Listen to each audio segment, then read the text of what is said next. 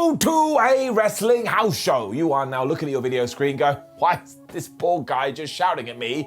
Well, I'm going to tell you why, because when you do indeed go to a house show, you see a bunch of things that you'd never see on TV, and it makes you feel all warm, fuzzy in your tum-tum. And just to prove that to you, hello, my name is Simon Miller. Welcome to What Culture Wrestling. Hit that subscribe button, it tastes great.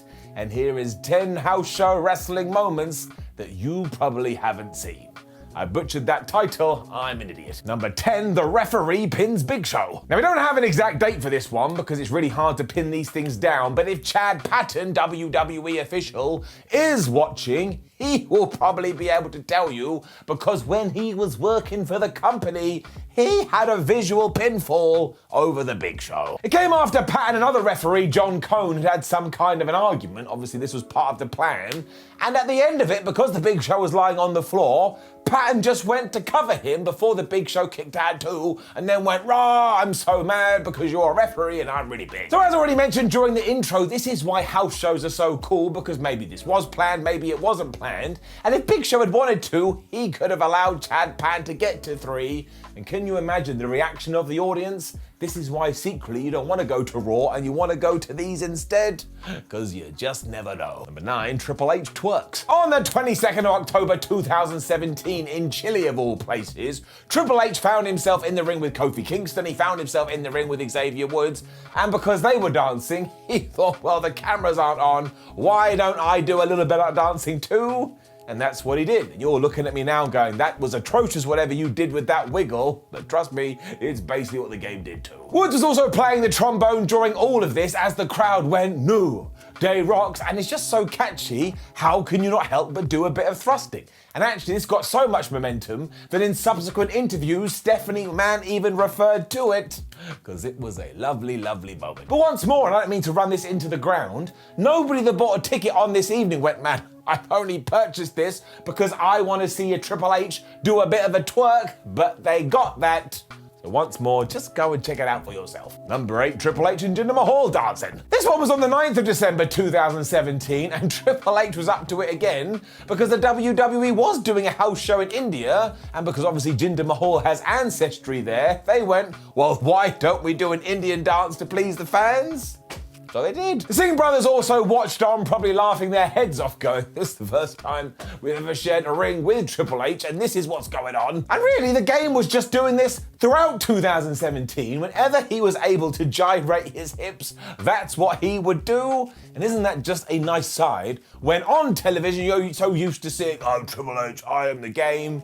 You've always got to have both sides. Number 7, John Cena and CM Punk sing a duet. 49 days after CM Punk had defeated John Cena at Money in the Bank 2011, he found himself on a house show next to Big Match John, and they did indeed sing a little song together. It came after Cena had beaten Alberto Del Rio in the main event when CM did run to the ring, and he just started busting out a bunch of classics, including Country Roads, and I suppose John was in a singing mood because he just joined in. This was not an isolated incident either, because apparently John Cena loved taking this song and just bursting it out when he was doing a house show, and if you want to go to yourself, well, maybe this was completely unplanned, it may have been, because again, on house shows you can basically do whatever the hell you want, which is why in a load of interviews you hear wrestlers going, well, actually, I prefer doing house shows to television because it's just so relaxed and you can go nuts. Country road, take me home to the place where I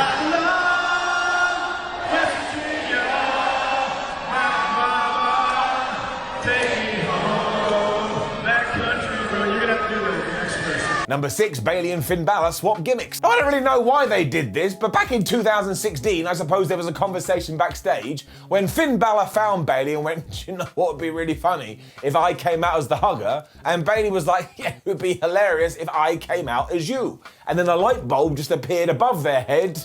So they went out and did it. It happened on an NXT live event, and honestly, you can track this down so easily because it pleased the fans so much. And seeing Finn Balor with all the tassels and the big hugger t-shirt, and just seeing Bayley dressed as Finn Balor, kind of did funny things to your brain because you recognize these things, but not the faces that they were associated with. It also just goes to show how much these performers are passionate about what they do. Check out the smiles on their skulls.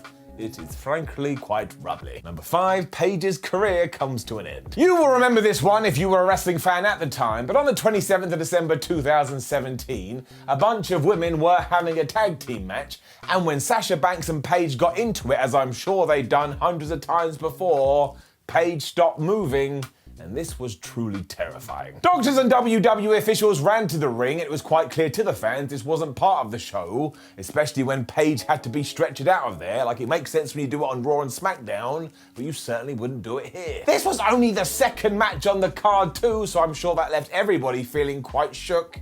And as we know now, Paige had to retire after this, but I would always keep everything crossed that one day she is able to return. Number 4, a fan low blows Randy Orton. Now, when you learn that this happened in 2013, when Randy Orton had come out of his bad phase, but was still ready to smash you in the face if you crossed him, you will not believe what happened. Big E doing an impromptu movement before he looked behind him, realized what was going on, and he was not happy. Now, thankfully for this moronic fan, he got hauled away before Randy could do anything to him. And honestly, even if Orton had got his feast and gone, wapow, and pulled out his heart like he was Kano, you'd have to go, well, it serves that guy right. Because as I said before, and as I say again, you don't jump the barrier and you don't get in the ring. You ain't a wrestler. Nobody here to see you. Number 3, Chris Kanyon's unplanned invasion. On the 8th of September 2006, the recently reunited Triple H and Shawn Michaels were ready for a couple of tag team matches. They were going to take on Lance Cade and Trevor Murdoch and the really strange team of Charlie Haas and Viscera,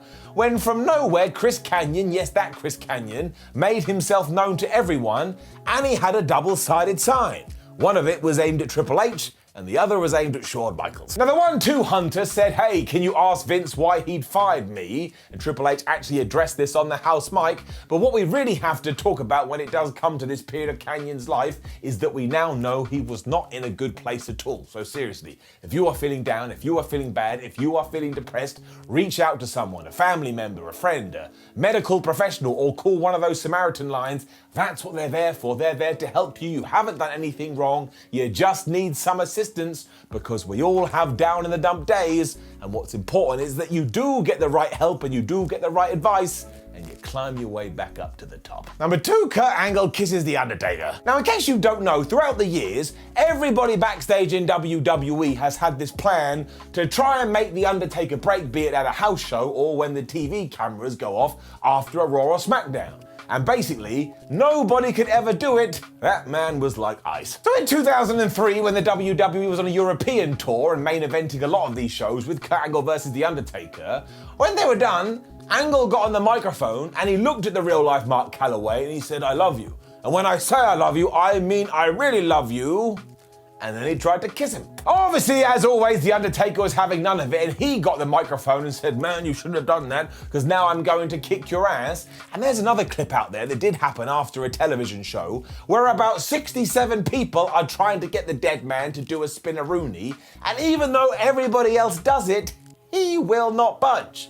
So on the one hand, fair play to him, but on the other, for goodness sake, man, have some fun. Number 1, the fans have read the Riot Act. The 15th of December 1997 from Arkansas is the night when the fans decided, well, we're not very happy with what the WWF has done, so why don't we riot? Now, I do understand why they were upset. They had been told that if they did attend on this evening, they were going to see a live episode of Monday Night Raw, only then to be told, not really, we filmed that last week, so we just gonna give you some random ass matches. They then spent the entire evening just booing every single thing that happened in the squared circle, and by the time Shawn Michaels got out there, he didn't appreciate this, so he got a microphone and he told everyone to deal with it. And that just set him off. This then essentially made everyone in the audience go absolutely crazy, to the point that it looked like we were going to have a very aggressive incident. There was some bad things that happened here, but eventually everybody was calmed down. But here is a lesson we can learn on both sides of the coin. If you're WWE, don't pretend you're gonna do something if you're not gonna do it. And if you are the fans, for goodness sake, go and moan in the appropriate places. Don't try and rip an arena to shreds. Know of any other house show moments we were never meant to see? Make sure you let us know in the comments below, and don't forget to like the video, share the video, and subscribe. It will make you feel good. Then head over to whatculture.com where you can read yourself some articles. Make sure you come follow us on social media, and we have a ton of videos. Why don't you go watch 3? My name is Simon from What Culture. Thank you for joining me as always. I appreciate you so much. You don't know. This is me giving you a virtual hug, which is weird. See you soon.